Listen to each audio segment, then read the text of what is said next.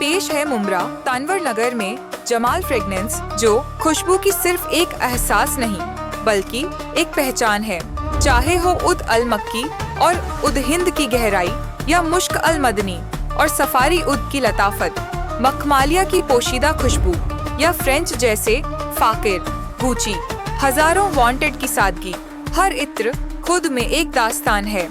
Perfume में अजमल, लताफा, रसासी अहमद अल मगरिबी जो खुशबू की दिलकश पेशकश है। इसी के साथ ओरिजिनल बॉडी स्प्रे डिओड्रेंट भी अवेलेबल है।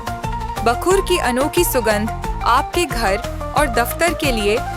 जमाल फ्रेगनेंस, हर बूंद की खुशबू, दिल से रूह तक। मैं इस्ताबुद्दीन खान और आप देख रहे हैं प्रहार टीवी। बीजेपी नेता किरीट सोमैया ठाणे को भोंगा मुक्त करने के लिए ब्रावोड़ी पुलिस स्टेशन बुधवार को पहुंचे और कहा कि ठाणे में 80% मस्जिदों पर भोंगे हैं, मगर पुलिस कार्रवाई नहीं करती है। साथ ही ये भी कहा कि भोंगा मुक्त अगर मुंबई हो सकता है तो फिर ठाणे क्यों नहीं हो सकता है। इन्होंने ये भी बताया कि मुंब्रा पुलिस ने उन्हें ये जानकारी दी है कि मुंब्रा शहर में करीब 150 से भी ज़्यादा मस्जिद और मदरसों में 600 से भी ज़्यादा भोंगे लगे हुए हैं जिनके परमिशन नहीं है। किरीट सोमैया ने कहा कि कुछ ही दिनों में ठाणे को भोंगा मुक्त करना है। किरीट सोमैया ने मीडिया से बातचीत में और क्या कुछ कहा है आपको सुनाते हैं। मैं आज जो ठाणे में आया हूँ, ठाणे पुलिस 3 पुलिस स्टेशन की मुलाकात कर रहा हूँ। उनसे एक ही विनती की है कि अगर भोंगे मुक्त मुंबई हो सकता है तो भोंगे मुक्त ठाणे भी करना होगा। मैंने एक उदाहरण दिया कि मुंब्रा पुलिस स्टेशन ने मुझे बताया कि 150 से ज्यादा मस्जिद और मदरसे पर लाउड स्पीकर है। 600 से ज्यादा, एक ने भी परवानगी नहीं है, परमिशन नहीं दी है। तो आने वाले 1 महीने के अंदर हम मुंबई उच्च न्यायालय का आदेश है, जो पुलिस डायरेक्टर जनरल महाराष्ट्र ने जो उसके लिए नियमावली बनाई है और मुख्यमंत्री ने कहा है, हम धीरे धीरे करके पूरे महाराष्ट्र को लाउड स्पीकर भोंगे मुक्त करेंगे। सर, जिस तरीके से आने वाले कुछ दिनों में गणपति उत्सव है, पंडाल जिस तरीके लगाया तो उनको जो है कहा गया है कि लाउड स्पीकर के लिए परवानगी नहीं मिलेगी आपको। किस तरीके से लाउड स्पीकर ऑपरेट होगी? मुझे लगता है कहीं भ्रम पैदा करने की उद्धव ठाकरे सेना नेता, शरद पवार एनसीपी के नेता, कांग्रेस नेता प्रयास कर रहे हैं। भाई कोई भी धार्मिक उत्सव किसी भी संप्रदाय का उनको परवानगी मिलती है।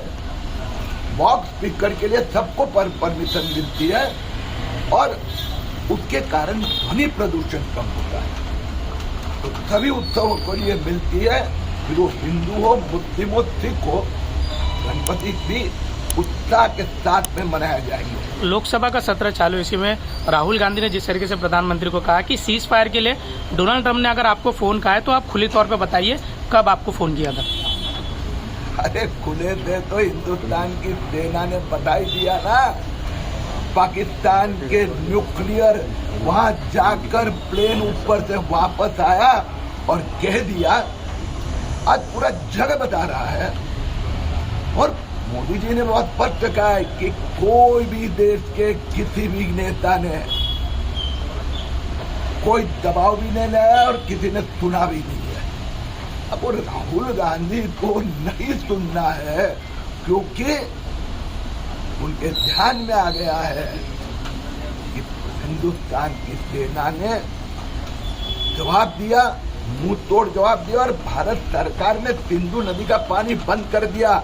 आज इतने सप्ताह हो गए, क्यों राहुल गांधी, फिर क्यों कोई नेता नहीं आया?